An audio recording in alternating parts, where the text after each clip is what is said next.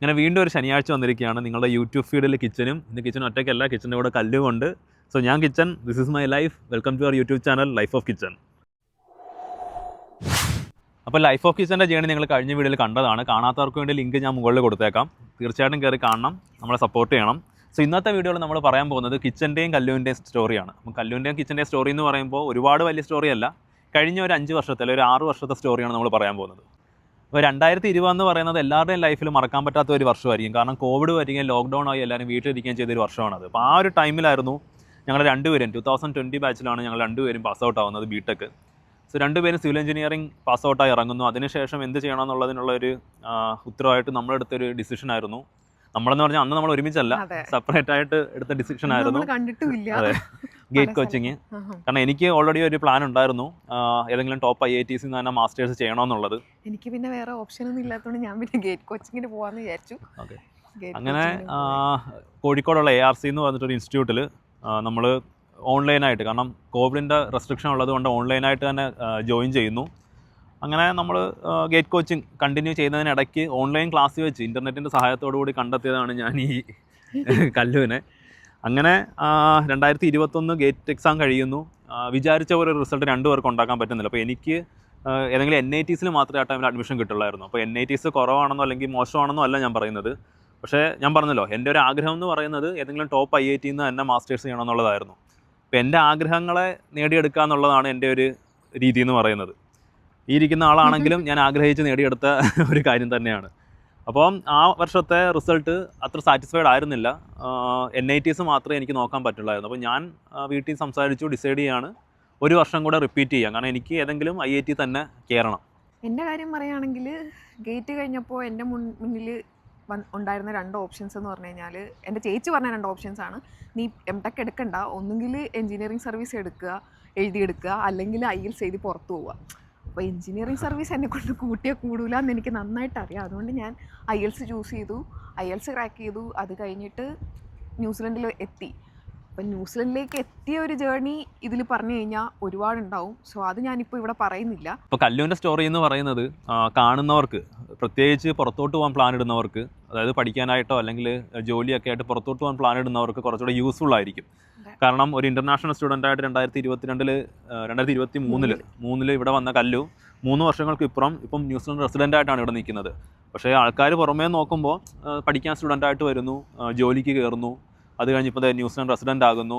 ആ ഒരു സ്റ്റോറി വളരെ സിമ്പിളായിട്ട് തോന്നും. പക്ഷേ ഇതിൻ്റെ പുറയിലുള്ള ഒരു സ്റ്റോറി, ലൈക്ക് ഒരു സ്ട്രഗിൾ എന്ന് പറയുന്നത് കുറച്ച് പേർക്ക് മാത്രം അറിയാവുന്ന, അല്ലെങ്കിൽ ആ അനുഭവിച്ചവർക്ക് മാത്രം അറിയാവുന്ന, അല്ലെങ്കിൽ അവരുടെ കൂടെ നിന്നവർക്ക് മാത്രം, അതെ, വന്നിട്ടുള്ളവർക്ക് മാത്രം അറിയാൻ പറ്റുന്ന ഒരു സ്റ്റോറി ആയിരിക്കും. സോ കല്ലുവിൻ്റെ ഒരു ജേണി, പ്രത്യേകിച്ച് ആഫ്റ്റർ 2021 ഗേറ്റ് എക്സാമിന് ശേഷം ഇപ്പോൾ ഈ നിൽക്കുന്ന വരെയുള്ള ജേണി ഒരു സീരിയസ് ആയിട്ട് ഞാൻ ഡെഫിനറ്റ്ലി ചെയ്യും. കറൻ്റ്ലി കല്ലുവിന് ഈ ക്യാമറ നോക്കി സംസാരിക്കുന്നതിനോട് അത്ര യൂസ്ഡ് അല്ല, ഞാൻ യൂസ്ഡ് അല്ല, ബട്ട് ഞാൻ കുറച്ചുകൂടെ ഓക്കെ ആയി വരുന്നുണ്ട് ഇപ്പോൾ. അപ്പോൾ കല്ലു ഒന്ന് കോൺഫിഡൻ്റ് ആയി കഴിയുമ്പോൾ കല്ലു മാത്രം വെച്ചിട്ട് ഒരു സ്റ്റോറി, ഒരു സീരീസ് ഓഫ് സ്റ്റോറി ഞങ്ങൾ പ്ലാൻ ചെയ്തിട്ടുണ്ട്. ഡെഫിനറ്റ്ലി ഞങ്ങളത് ചെയ്യും, കാരണം അത് ഒരുപാട് പേർക്ക് യൂസ്ഫുൾ ആയിരിക്കും. അപ്പോൾ നമ്മുടെ ഔട്ട്ഡോർ ഷൂട്ടിങ് മഴ കാരണം മുടങ്ങിയിരിക്കുകയാണ്. അപ്പോൾ നമുക്ക് ബാക്കി ഇവിടെ നിന്ന് സംസാരിക്കാം. ഇപ്പോൾ 2021 ശേഷം ഞാൻ വീട്ടുകാരായിട്ട് ആലോചിക്കുന്നു, ഡിസൈഡ് ചെയ്യുന്നു 2022 വീണ്ടും റിപ്പീറ്റ് ചെയ്യാനായിട്ട്. അങ്ങനെ ഞാൻ ARCയിൽ സജീർ സാറിനെ കോൺടാക്ട് ചെയ്യുന്നു. പുള്ളിക്കാരൻ പറയുന്നു, ഇനി ക്ലാസ് ഒന്നും അറ്റൻഡ് ചെയ്യേണ്ട, നീ സെൽഫ് സ്റ്റഡി നടത്തിക്കോ, പിന്നെ വേണ്ട ക്ലാസ്സസ് മാത്രം അറ്റൻഡ് ചെയ്യാം, അതുപോലെ തന്നെ മോക്ക് ടെസ്റ്റ് കാര്യങ്ങളെല്ലാം ചെയ്യാമെന്നുള്ള രീതിയിൽ വരുന്നു. അപ്പോൾ ഞാൻ, അതുപോലെ തന്നെ അനന്തു, വിഷ്ണു എന്ന് പറഞ്ഞിട്ടൊരു 3 പേര് ചേർന്നിട്ട് നമ്മൾ കോഴിക്കോട് പോകുന്നു. അവിടെ ഒരു മെൻസ് ഹോസ്റ്റലിൽ നിന്നിട്ട് സെൽഫ് സ്റ്റഡി തന്നെ പരിപാടി. അങ്ങനെ 2022 ഗേറ്റ് എക്സാം ആവുന്നു. വിചാരിച്ച പോലെ തന്നെ നല്ലൊരു സ്കോർ എടുക്കാൻ പറ്റുന്നു. ഞാൻ ആഗ്രഹിച്ച പോലെ തന്നെ. ഇപ്പം ഈ വീഡിയോ എൻ്റെ ഫ്രണ്ട്സൊക്കെ കാണുവാണെങ്കിൽ, അക്കു, വിഷ്ണു ഒക്കെ കാണുവാണെങ്കിൽ അവർക്ക് മനസ്സിലാക്കും ഞാൻ IIT മദ്രാസിൽ ജിയോ ടെക്നിക്കൽ എഞ്ചിനീയറിംഗ് വേണമെന്ന് വളരെയധികം ആഗ്രഹിച്ചതായിരുന്നു. അപ്പം അങ്ങനെ 2022 ഗേറ്റ് എക്സാം കഴിയുന്നു, എൻ്റെ റിസൾട്ട് വരുന്നു, എല്ലായിടത്തും അപ്ലൈ ചെയ്ത് തുടങ്ങി. IIT മദ്രാസിൽ ഞാൻ ആഗ്രഹിച്ച പോലെ തന്നെ ജിയോ ടെക്നിക്കൽ എഞ്ചിനീയറിംഗിന് എനിക്ക് സീറ്റ് കിട്ടുകയാണ്. ഭയങ്കര എക്സൈറ്റഡ് ആയി. കാരണം ഞാൻ പറഞ്ഞില്ലേ, അത്രത്തോളം ആഗ്രഹിച്ച് 2 വർഷത്തോളം അതിനുവേണ്ടി വർക്ക് ചെയ്തിട്ട് അവസാനം അത് നേടിയെടുക്കുമ്പോൾ കിട്ടുന്ന ഒരു സന്തോഷം, അല്ലെങ്കിൽ എന്താ പറയുക, എനിക്ക് ആ ഫീലിങ്സ് പറയാനറിയില്ല. അപ്പം ആ വർഷം 2022 ജൂലൈ 25 അച്ഛനുമായിട്ട് ട്രെയിൻ കയറുകയാണ്. അപ്പം അച്ഛനും കൂടെ വന്നായിരുന്നു. കാരണം പേരൻസിനും ഭയങ്കര ഒരു പ്രൗഡ് മൊമെൻ്റ് ആയിരുന്നു അത്. IITയിൽ എത്തുന്നു. IITയിൽ ഇനിഷ്യൽ ഡേയ്സ് ഒട്ടും ഓക്കെ ആയിരുന്നില്ല. അക്കാഡമിക്കലി നോക്കുവാണെങ്കിൽ ഒട്ടും ഓക്കെ ആയിരുന്നില്ല. കാരണം ഞാൻ കഴിഞ്ഞ വീഡിയോയിലും പറഞ്ഞിരുന്നു, ഒരു സെൽഫ് ഫിനാൻസിങ് കോളേജിൽ നിന്ന് ബിടെക് എടുത്തിട്ട് നേരെ IITയിലേക്ക് മാസ്റ്റേഴ്സ് എടുക്കാൻ ചെല്ലുന്ന ഒരു സമയത്ത് നമുക്കുണ്ടാകുന്ന ഒരു ഡിഫിക്കൽട്ടീസ് എന്ന് പറയുന്നത്, ഇപ്പോൾ സെൽഫ് ഫിനാൻസിങ് കോളേജിനെ സംബന്ധിച്ചിടത്തോളം റിസൾട്ട് വേണ്ടത് അവരുടെ ആവശ്യമാണ്. കാരണം സ്റ്റുഡൻസിന് റിസൾട്ട് ഉണ്ടെങ്കിൽ മാത്രമേ അവർക്ക് അഡ്വർടൈസ് ചെയ്യാൻ പറ്റുള്ളൂ. നോട്ട്സ് ഉൾപ്പെടെ എല്ലാം ക്യാപ്സ്യൂൾ പരുവത്തിൽ അവർ തരും. പ്രിൻ്റഡ് നോട്ട്സും കാര്യങ്ങളെല്ലാം തരും. ഒരു ടെക്സ്റ്റ് ബുക്ക് റെഫർ ചെയ്യേണ്ട ആവശ്യം വരുന്നില്ല. ടെക്സ്റ്റ് ബുക്ക് റെഫർ ചെയ്ത് പഠിക്കുന്നവരും ഉണ്ട്, ഞാനില്ലെന്ന് പറയുന്നില്ല. പക്ഷേ ഒരു മെജോറിറ്റിയെ സംബന്ധിച്ചിടത്തോളം നമുക്ക് അവിടുന്ന് ക്യാപ്സ്യൂൾ പരുവത്തിൽ സാധനം കിട്ടുകയാണ്. അത് പഠിക്കുക, എക്സാമിന് പോയി എഴുതുക, മാർക്ക് മേടിക്കുക, നല്ല സ്കോർ ചെയ്യുക, ഇതാണ് നടന്നുകൊണ്ടിരുന്നത്. അപ്പോൾ അവിടുന്ന് IITയിലേക്ക് പോകുമ്പോഴത്തേക്ക് ഒരു പ്രൊഫസർ വരുന്നു, ലെക്ചർ ചെയ്യുന്നു, പോകുന്നു. ഒരു ലിസ്റ്റ് ഓഫ് ടെക്സ്റ്റ് ബുക്കിൻ്റെ പേര് പറഞ്ഞു തരികയാണ് റെഫർ ചെയ്യാൻ വേണ്ടിയിട്ട്. അത് ഒരു ടോപ്പിക്ക് റെഫർ ചെയ്യണമെങ്കിൽ ഡിഫറെൻറ്റ് ടെക്സ്റ്റ് ബുക്ക് റെഫർ ചെയ്യണം. അപ്പോൾ ലൈബ്രറിയിൽ പോയി ഒരു ടെക്സ്റ്റ് ബുക്ക് എടുത്തിട്ടേ ഇല്ല ഞാൻ എൻ്റെ ബിടെക്കിൻ്റെ 4 വർഷത്തിൽ. ബിടെക് ടൈമിലാണെങ്കിൽ നമുക്കൊരു ഗ്രൂപ്പ് ഓഫ് ഫ്രണ്ട്സ് ഉണ്ട്. അവർ ഇപ്പോൾ എത്രയൊക്കെ സ്വന്തമായിട്ട് പഠിച്ചെന്ന് പറഞ്ഞാലും അവരുമായിട്ടിരുന്നുള്ള ഒരു കമ്പൈൻ സ്റ്റഡി ഭയങ്കര യൂസ്ഫുൾ ആയിരുന്നു. അപ്പോൾ അങ്ങനെ ഒരു കമ്പൈൻ സ്റ്റഡി എനിക്ക് ഇനിഷ്യൽ ടൈമിൽ കിട്ടിയില്ല. അങ്ങനെ ഇരുന്ന സമയത്ത് പലരുടെയും ഹെൽപ്പ് ഉണ്ടായിരുന്നു. ഇപ്പം അക്ഷയ് എന്ന് പറഞ്ഞിട്ടൊരു കൂട്ടുകാരുണ്ടായിരുന്നു. അവനാണ് എന്നെ ലൈബ്രറി കൊണ്ടുവന്നതും ഇതെല്ലാം ഒന്ന് ഫെമിലിയർ ആക്കി തരുന്നതും എനിക്ക്. അങ്ങനെ IITയിൽ എത്തി 2 വർഷം പിന്നെ അവിടെയായിരുന്നു. ഫസ്റ്റ് ഇയർ കുറേ ക്ലാസ്സസും സെക്കൻഡ് ഇയർ കംപ്ലീറ്റ്ലി പ്രൊജക്റ്റും ആയിരുന്നു. അങ്ങനെ കുറച്ച് സ്ട്രഗിൾസിലൂടെ ഒക്കെ കടന്നുപോയി. പിന്നെ അക്കാഡമിക് സ്ട്രഗിളിലൂടെ കേട്ടോ, അല്ലാണ്ട് ബാക്കിയെല്ലാം ഭയങ്കര അടിപൊളിയായിരുന്നു, ഭയങ്കര എൻജോയ്മെൻ്റ് ആയിരുന്നു. നല്ലൊരു കൂട്ടം ഫ്രണ്ട്സ് അവിടെ ഉണ്ടായിരുന്നു. അങ്ങനെ IIT 2024 പാസ് ഔട്ട് ആവുന്നു. അപ്പം ഈ സ്ട്രഗിളിൻ്റെ കാര്യം പറയുമ്പോൾ നിങ്ങൾ വിചാരിക്കും എങ്ങനെയെങ്കിലും തട്ടിമുട്ടി ഞാൻ എങ്ങനെയെങ്കിലും പാസ് ഔട്ട് ആയതാണെന്ന്. അങ്ങനെയല്ല. ഞാൻ ആഗ്രഹിച്ച IITയിലെ മാസ്റ്റേഴ്സിനെ അതിൻ്റെ പീക്കിലെത്തിക്കാൻ, അല്ലെങ്കിൽ അതിനെ കംപ്ലീറ്റ്ലി ഫുൾഫിൽ ചെയ്തുകൊണ്ടാണ് ഞാൻ 2024 ഗ്രാജുവേറ്റ് ആയി അവിടെ നിന്ന് ഇറങ്ങുന്നത്. ഞാൻ 2 ഗോൾഡ് മെഡലും മേടിച്ചുകൊണ്ടാണ് IIT ഇറങ്ങുന്നത്. സോ ഞാൻ ആഗ്രഹിച്ച ഒരു കാര്യത്തെ അതിൻ്റെ ഉന്നതിയിൽ എത്തിച്ചിട്ടാണ് ഞാൻ IIT വിടുന്നത്. അങ്ങനെ IITയിൽ എൻ്റെ ലൈഫ് കഴിഞ്ഞു. പിന്നെ അവിടുന്ന് തന്നെ പ്ലേസ്ഡ് ആകുന്നു നേരെ മുംബൈയിലേക്ക്. സോ ഒരു മാസം, അതായത് മെയ്യിൽ വീട്ടിലെത്തുന്നു, ജൂലൈ 1-ാം തീയതി ഞാൻ മുംബൈയിൽ ജോയിൻ ചെയ്യുകയാണ്. സോ അതുകൊണ്ടാണ് ഞാൻ പറഞ്ഞത്, എൻ്റെ ഒരു സ്റ്റോറി പറയുകയാണെങ്കിൽ അതിൽ കല്ലുവിൻ്റെ കൂട്ട് ഒരുപാട് ട്വിസ്റ്റ് ആൻഡ് ടേൺസ് ഒന്നുമില്ല. അതായത് ഒരു സ്റ്റെപ്പ് ബൈ സ്റ്റെപ്പായിട്ട് കയറി പോവുകയാണ് ഇവിടെ വരെ. അങ്ങനെ ജൂലൈ 1-ാം തീയതി മുംബൈയിൽ ഒരു മറൈൻ കമ്പനിയിൽ, ഞാൻ സിവിൽ എഞ്ചിനീയറിംഗ് ആയിരുന്നു B Tech, masters geotechnical engineering ആയിരുന്നു. അപ്പോൾ അതിൽ നിന്ന് കുറച്ച് വേരിയൻ്റ് ആയിട്ടായിരുന്നു ഒരു ജോലി. ഒരു മറൈൻ കമ്പനിയിൽ സീനിയർ എഞ്ചിനീയറായിട്ട് ഞാൻ ജൂലൈ 1-ാം തീയതി ജോയിൻ ചെയ്തു. അങ്ങനെ 2024 ജൂലൈ 1 ഞാൻ ഒരു സ്റ്റുഡൻ്റ് എന്നൊരു ലേബലിൽ നിന്നും എംപ്ലോയി എന്നുള്ളൊരു ലേബലിലേക്ക് മാറിയ ദിവസമായിരുന്നു അന്ന്. ഒരു സ്റ്റുഡൻറ്റ് ലൈഫിൽ നിന്നും ഒരു ജോലിയിലേക്ക് പോകുമ്പോൾ നമ്മൾ ആഗ്രഹിക്കുന്ന, അല്ലെങ്കിൽ നമ്മൾ ചിന്തിച്ചിരുന്നത് വളരെ ഫ്രീഡം കിട്ടും, ഭയങ്കര അടിപൊളിയായിരിക്കും. അങ്ങനെയല്ല. നമ്മുടെ ലൈഫിലെ ഏറ്റവും ബെസ്റ്റ് മൊമെൻറ്റ്സ് അല്ലെങ്കിൽ ബെസ്റ്റ് ഡേയ്സ് എന്ന് പറയുന്നത് സ്കൂൾ അല്ലെങ്കിൽ കോളേജ് ഡേയ്സ് തന്നെയാണ്. അപ്പോൾ ജോലിക്ക് കയറുന്നു. ജോലി വളരെ ഓക്കെ ആയിരുന്നു. കാരണം ചെറിയൊരു ഒരു കമ്പനിയാണ്. നമ്മുടെ ഓഫീസിലാണെങ്കിലും ഒരു 5 പേര് മാക്സിമം ഉള്ളൂ. അതിൽ തന്നെ കൺട്രി ഹെഡ് ഉൾപ്പെടെ എല്ലാവരും മലയാളികളാണ്. പിന്നെ എൻ്റെ കൂടെ വർക്ക് ചെയ്തിരുന്നൊരു എംപ്ലോയി, എൻ്റെ കൂടെ എൻ്റെ കൊളീഗ് എന്ന് പറയുന്നത് IITയിൽ നിന്ന് തന്നെ ഉള്ളതായിരുന്നു, മലയാളി. പിന്നെ ഒരാൾ തമിഴ്. 9 to 5 വർക്ക് ചെയ്യുന്നു, തിരിച്ച് PGയിൽ പോകുന്നു, ഫുഡ് എന്തെങ്കിലും കഴിക്കുന്നു, വീണ്ടും അത് തന്നെ. അപ്പോൾ അങ്ങനെ ആയപ്പോൾ എനിക്ക് ഒന്നും ചെയ്യുന്നില്ല. അല്ലെങ്കിൽ ഇപ്പം നമ്മൾ ഇപ്പോൾ ലാസ്റ്റ് മന്ത് ഞാൻ എന്ത് ചെയ്തു എന്ന് ആലോചിക്കുമ്പോൾ ഒന്നും ചെയ്തിട്ടില്ല. ജോലി അല്ലാണ്ട് അതിനപ്പുറത്തേക്ക് ഒന്നും ചെയ്തിട്ടില്ല എന്നുള്ളൊരു ഒരു റിയലൈസേഷൻ എത്തുന്നു. ആൻഡ് 30 ദിവസം വർക്ക് ചെയ്യുന്നു, സാലറി വരുന്നു, അന്നത്തെ ദിവസം തന്നെ ആ സാലറി തീരുന്നു. ഇത് പലർക്കും റിലേറ്റ് ചെയ്യാൻ പറ്റുമായിരിക്കും ഞാൻ ഈ പറയുന്ന കാര്യം. അപ്പോൾ അങ്ങനെ വരുന്ന സമയത്താണ് ലൈക്ക് ഞാൻ ഒന്നും ചെയ്യുന്നില്ല എന്നുള്ളൊരു തോന്നൽ എനിക്ക് വന്നപ്പോൾ, ഞാൻ കഴിഞ്ഞ വീഡിയോയിൽ പറഞ്ഞാണ്, റെപ്പറ്റീഷൻ ആണെങ്കിൽ ക്ഷമിക്കണം, ഡെയിലി ഡ്രിഫ്റ്റ് എന്ന് പറഞ്ഞിട്ടൊരു ഇൻസ്റ്റാ പേജ് സ്റ്റാർട്ട് ചെയ്യുന്നു, ചെറിയ ചെറിയ വീഡിയോസ് ഇടുന്നു. ഇതിനിടയ്ക്ക് ഞങ്ങളുടെ കാര്യം വീട്ടിൽ അവതരിപ്പിക്കുന്നു, കല്യാണത്തിൻ്റെ കാര്യമൊക്കെ. അതെല്ലാം ഓക്കെ ആവുന്നു. 2 വീട്ടുകാരും വളരെ ഹാപ്പി, 2 വീട്ടുകാരുടെ അനുഗ്രഹത്തോടു കൂടി എല്ലാം ഓക്കെ ആവുന്നു. അതിനുശേഷം ഞാൻ അബുദാബിയിലേക്ക് എൻ്റെ ആദ്യത്തെ ഓഫ് ഷോർ ട്രിപ്പ് വരുന്നു. എനിക്കൊന്ന് 2025 മാർച്ചിലായിരുന്നു എൻ്റെ ആദ്യത്തെ ഓഫ് ഷോർ ട്രിപ്പ്. അങ്ങനെ ഞാൻ അബുദാബിക്ക് ഫ്ലൈറ്റ് കയറുന്നു. ആൻഡ് അബുദാബിയിലെ ലൈഫ് മുംബൈയിലേക്കാട്ടിലും എൻ്റെയിലും ഡിഫറൻ്റ് ആയിരുന്നു. നമ്മൾ അബുദാബിയിൽ എത്തിക്കഴിഞ്ഞാൽ നമുക്ക് ഓഫ് ഷോർ പോകാനുള്ള പാസ് കിട്ടുന്നത് വരെ കമ്പനി ചിലവിൽ ഭയങ്കര സുഖിച്ച് ജീവിക്കായിരുന്നു. ഇപ്പം ടോണി ഈ വീഡിയോ കാണുന്നുണ്ടെങ്കിൽ അവനിത് കറക്റ്റായിട്ട് മനസ്സിലാകും.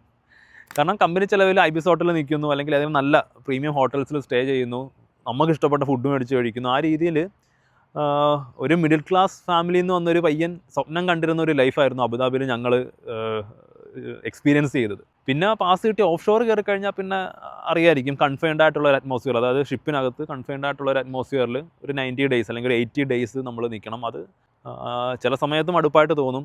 ടീം നല്ലതാണെങ്കിൽ നമുക്കത് ടൈം പോകുന്നത് അറിയില്ല. അപ്പോൾ അങ്ങനെ ഓഫ് ഷോർ നിൽക്കുന്നു. എനിക്കൊന്ന് 2 ഓഫ് ഷോർ കംപ്ലീറ്റ് ചെയ്തിട്ട് തിരിച്ച് നാട്ടിൽ വരുമ്പോഴാണ് കല്യാണം. ജനുവരി 1-ാം തീയതി 2026 ജനുവരി 1-നായിരുന്നു കല്യാണം. അങ്ങനെ ഡിസംബർ 18 കല്ലു ന്യൂസിലൻഡിൽ നാട്ടിലെത്തുന്നു.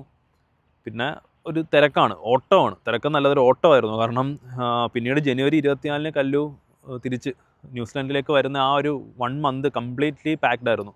ഇതിനിടയ്ക്ക് ശരിക്കും ഞങ്ങളുടേതായ ഒരു ടൈം കിട്ടിയെന്ന് പറയാനുള്ളത് ഒരു 5 ദിവസം ഒരു മലേഷ്യൻ ട്രിപ്പ് പോയിരുന്നു. ആ ഒരു 5 ദിവസമാണ് ശരിക്കും ഞങ്ങളുടേതായിട്ടുള്ള ഒരു ടൈം കിട്ടിയത്. ജനുവരി 24 കല്ലു ന്യൂസിലൻഡിലേക്കും ഞാൻ മുംബൈയിലേക്കും പോയി. അതിനുശേഷം ഒരു 1 വീക്ക് കഴിഞ്ഞ് ഫെബ്രുവരി 2-ാം തീയതി ഞാൻ വീണ്ടും അബുദാബിക്ക് പോകുന്നു. ഫെബ്രുവരി 6-ന് ഞാൻ എൻ്റെ അവസാനത്തെ ഓഫ് ഷോർ അറ്റൻഡ് ചെയ്യാൻ വേണ്ടിയിട്ട് ഷിപ്പിൽ ഓൺ ബോർഡ് ചെയ്യുന്നു. അങ്ങനെ ആ ഒരു അവസാനത്തെ ഓഫ് ഷോർ എന്ന് പറയുന്നത് ഭയങ്കര സംഭവബഹുലമായിരുന്നു. കാരണം അറിയാമല്ലോ, ഫെബ്രുവരി 2-ന് അബുദാബിയിലെത്തുന്നു, 3-ന് അബുദാബിയിലെത്തുന്നു. 6-ാം തീയതി ഞാൻ ഓൺ ബോർഡ് കയറുന്നു, ഷിപ്പിൽ കയറുന്നു. 28-ാം തീയതി രാത്രിയിൽ ഇറാൻ, ഇസ്രയേൽ, അമേരിക്ക യുദ്ധം സ്റ്റാർട്ട് ചെയ്യുന്നു. നമ്മളവിടെ സ്റ്റക്കായി കിടക്കുകയാണ്. വർക്കില്ല, ഫീൽഡിൽ നിന്ന് പുറത്താക്കി, പക്ഷേ കരയിലെത്തിക്കുന്നുമില്ല. അങ്ങനെ ഓൾമോസ്റ്റ് 45-46 ദിവസം ഷിപ്പിനകത്ത് തന്നെ നിന്നു. വർക്കൊന്നുമില്ല, കംപ്ലീറ്റ്ലി സ്റ്റാൻഡ് ബൈ ആണ്, ഒരു പണിയും ഇല്ല. പക്ഷേ ഞാൻ പറഞ്ഞല്ലോ, ഒരു കൺഫൈൻഡ് അറ്റ്മോസ്ഫിയറിൽ ലിമിറ്റഡ് ഇൻ്റർനെറ്റിൽ ഇങ്ങനെ നിൽക്കുമ്പോൾ അതത്ര സുഖമുള്ള കാര്യമല്ല. അതിൻ്റെ കൂട്ടത്തിൽ നമ്മൾ വിസയ്ക്ക് അപ്ലൈ ചെയ്തിരുന്നു, വിസ കിട്ടുന്നു. മെയ് 14-നുള്ളിൽ എനിക്ക് 14-15-നുള്ളിൽ എന്തോ എനിക്ക് ന്യൂസിലൻഡിൽ എൻട്രി ചെയ്യണം. കാരണം സിംഗിൾ എൻട്രി സിംഗിൾ എക്സിറ്റ് വിസയാണ്. അപ്പം അതിനുള്ളിൽ നാട്ടിലെത്തണം, എന്നാലേ എനിക്ക് ഇവിടെ വരാൻ പറ്റുള്ളൂ. അപ്പോൾ നമ്മൾ ടിക്കറ്റൊക്കെ എടുത്തു. മെയ് 10-ന് ന്യൂസിലൻഡിലേക്കുള്ള ടിക്കറ്റ് എടുത്തു. പക്ഷേ സ്റ്റിൽ ഞാൻ അബുദാബിയിലാണ്.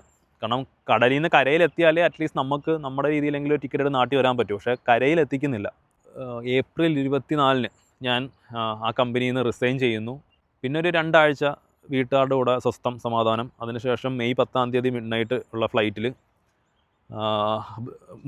ഇങ്ങോട്ട് വരികയാണ്, ന്യൂസിലൻഡിലേക്ക് വരികയാണ്. 16 മണിക്കൂറിൻ്റെ ഒരു ലോങ് യാത്ര.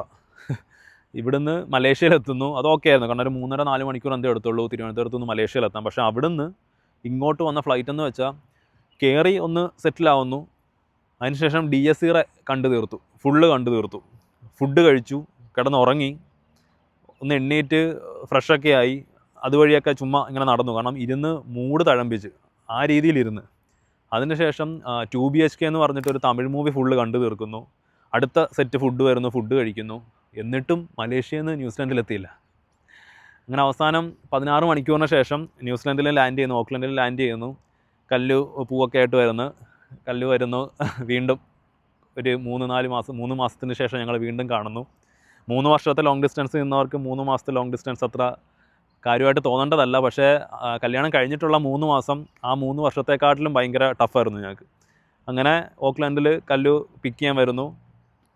ഓക്ലൻഡിൽ നിന്ന് ടവറങ്ക, ഞങ്ങളിപ്പോൾ ടവറങ്കലാണ്. അപ്പോൾ ടവറങ്കയിലേക്ക് ഒരു 3.5 മണിക്കൂർ ഡ്രൈവ് ഉണ്ട്. സോ നമ്മൾ രാത്രി ഒരു 1 മണിയായപ്പോൾ അവിടെ നിന്ന് ഇറങ്ങി ഒരു 4:30 ആയപ്പോഴത്തേക്ക് ഇവിടെ എത്തുന്നു. കല്ലു ബിരിയാണിയൊക്കെ ഉണ്ടാക്കി വെച്ചിട്ടാണ് വന്നത്, നല്ല അടിപൊളി ബിരിയാണി. അങ്ങനെ ബിരിയാണിയൊക്കെ കഴിച്ച് 2 പേർ കെട്ടിപ്പിടിച്ച് കിടന്നുറങ്ങി. ഞങ്ങളുടെ ലൈഫ് സ്റ്റാർട്ട് ചെയ്തു. 2020 മുതൽ കിച്ചൻ ന്യൂസിലൻഡിൽ എത്തിയ വരെയുള്ള കഥ നിങ്ങളെല്ലാവരും കേട്ടല്ലോ. അപ്പോൾ ഇനി അങ്ങോട്ട് നമ്മുടെ ഈ ചാനലിൽ നമ്മുടെ ഫുഡ് വ്ളോഗും ട്രാവൽ വ്ളോഗും പിന്നെ കുറച്ച് ചെറിയ ഷോർട്സും അങ്ങനെയുള്ളതൊക്കെ തന്നെയായിരിക്കും നമ്മൾ നിങ്ങൾക്ക് മുന്നിൽ കൊണ്ടുവരുന്നത്. അപ്പോൾ ഈ ഒരു ചാനൽ നിങ്ങൾക്ക് ഇഷ്ടപ്പെട്ട് ഈ വീഡിയോ ഒക്കെ ഇഷ്ടപ്പെടുന്നുണ്ടെങ്കിൽ ഉറപ്പായിട്ടും സപ്പോർട്ട് ചെയ്യണം. ഈ ഒരു യാത്രയിൽ നിങ്ങളും കൂടെ കൂടുമെന്ന് ഞങ്ങൾ വിശ്വസിക്കുകയാണ്. നമ്മളോടൊപ്പം യാത്ര ചെയ്യാൻ, നമ്മളോടൊപ്പം ഫുഡ് കഴിക്കാൻ, എല്ലാത്തിനും നിങ്ങൾ ഒരുമിച്ചുണ്ടാകുമെന്ന് ഞങ്ങൾ വിശ്വസിക്കുന്നു. സോ ലൈഫ് ഓഫ് കിച്ചണിലേക്ക് ഞങ്ങൾ 2 പേരും, കഴിഞ്ഞ വീഡിയോയിൽ ഞാൻ നിങ്ങളെ വെൽക്കം ചെയ്തിരുന്നു, പക്ഷേ ഇതിപ്പോൾ ഞങ്ങൾ 2 പേരും നിങ്ങളെ ലൈഫ് ഓഫ് കിച്ചണിലേക്ക് വെൽക്കം ചെയ്യുകയാണ്. So welcome to life of Kichan. So എല്ലാവരും സബ്സ്ക്രൈബ് ചെയ്യുക, വീഡിയോസൊക്കെ കാണുക, സപ്പോർട്ട് ചെയ്യുക. അപ്പോൾ ബെല്ലൈക്കൺ ഞെക്കാൻ മറക്കണ്ട. അപ്പോൾ അടുത്ത വീഡിയോയിൽ സന്ധിക്കും വരേക്കും വണക്കം.